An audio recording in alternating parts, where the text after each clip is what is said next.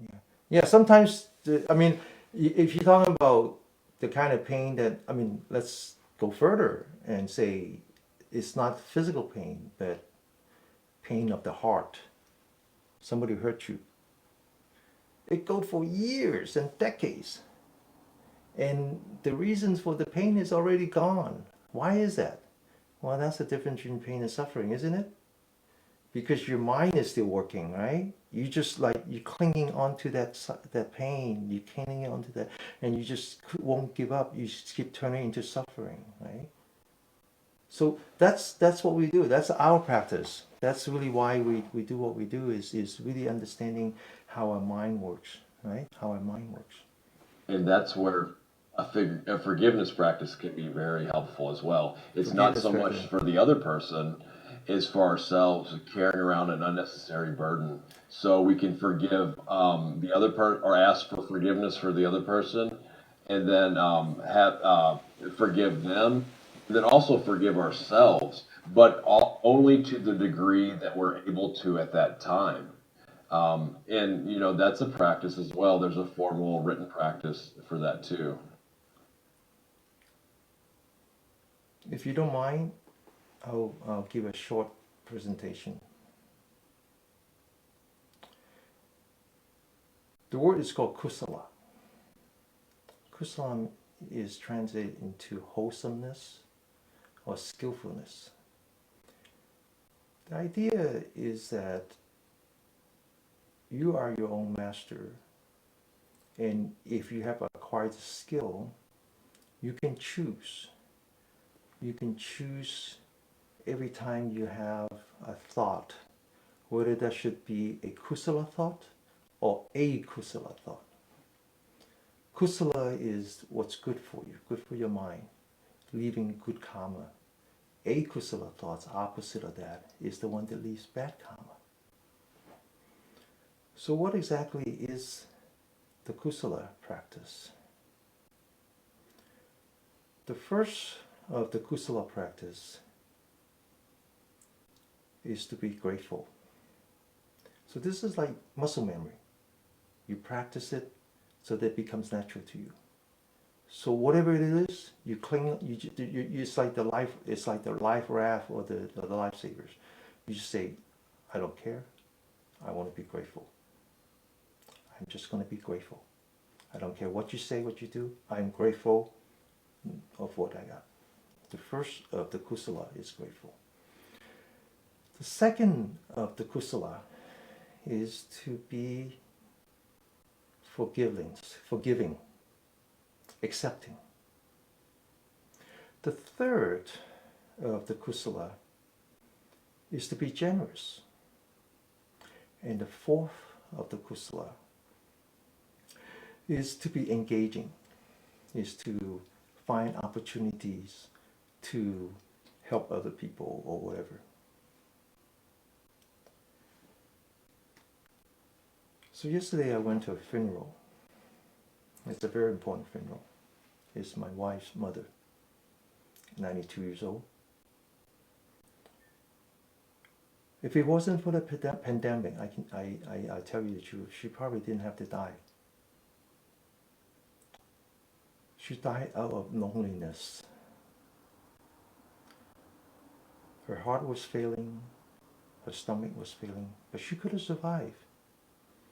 But instead, she was in the ER, she was in the ICU, she was in all by herself.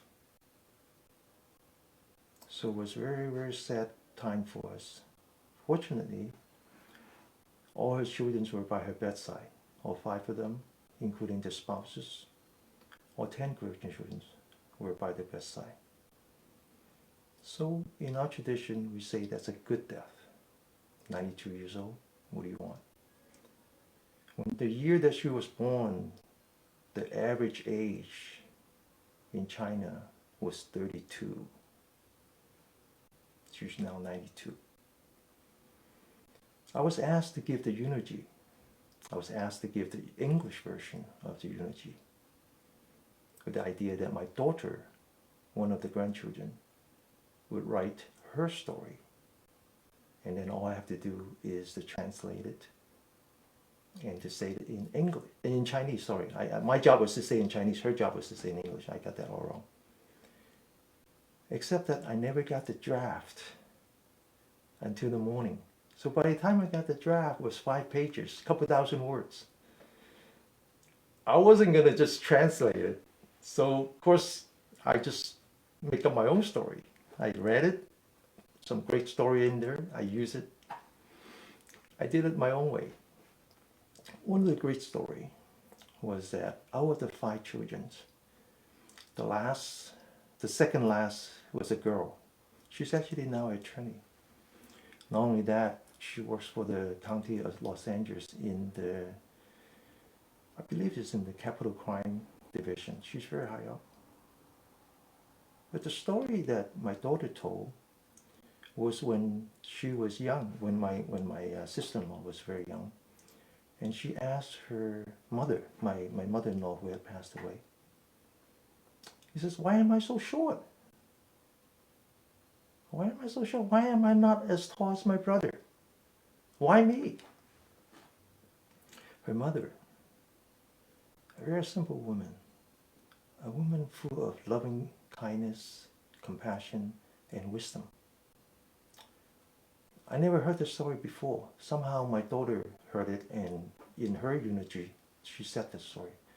Her mom said to my sister-in-law, she said, look at your hands. There's no reason all fingers are the same length. Some are longer than the others. It makes no difference. What's important is that they are from the same hand. That simple saying changed my sister-in-law's life. She was determined to be somebody.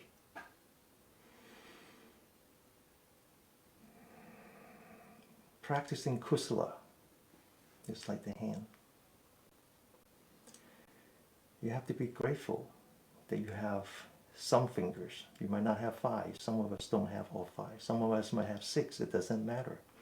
You start with being very grateful. Then you go to the next step. Not only your hand, but someone else's hand. And you say, I don't expect my hands to have all fingers the same length. Why should I expect other people's hand to have fingers of the same length? Why can't I look at what they're good at as opposed to what they're not good at? That's the second step. Being very accepting of people. The third step is, now that you have the hand, you have to reach out. You have to share. You have to be generous. You then finally have to create these opportunities where you can engage people like I'm doing to you.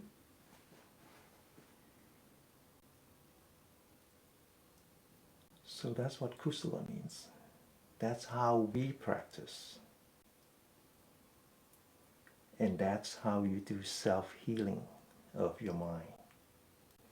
That's how you can then let all your bad energy sink to the bottom of the glass. Because you're constantly bringing up the positive energy in you. That's how you heal. That's how you become someone who's happy. Because I'm always very grateful. I'm grateful for myself. I'm grateful for my parents. I'm grateful for my spouse. I'm grateful for my children.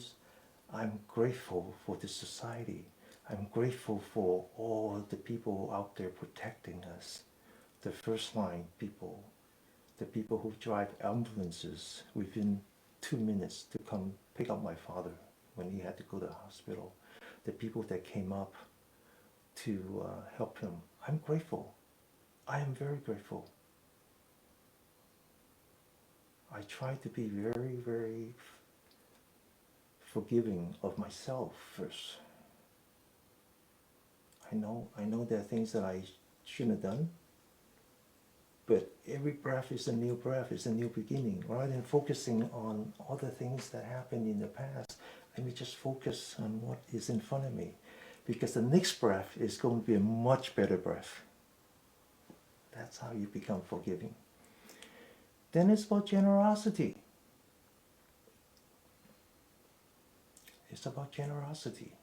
That one you need to practice. Okay? Why did we do this, Josh? I forgot. That's beautiful, Denny. You know, I tell people, you know, all the time, you can't be in conflict with anything if you're grateful for it. It's really hard. I've not been able to be in conflict with anything that I'm grateful for, nor have I been in conflict with anything I'm serving. So it's really difficult to be upset with anything you're serving. You know, it just doesn't really work that way. Yeah.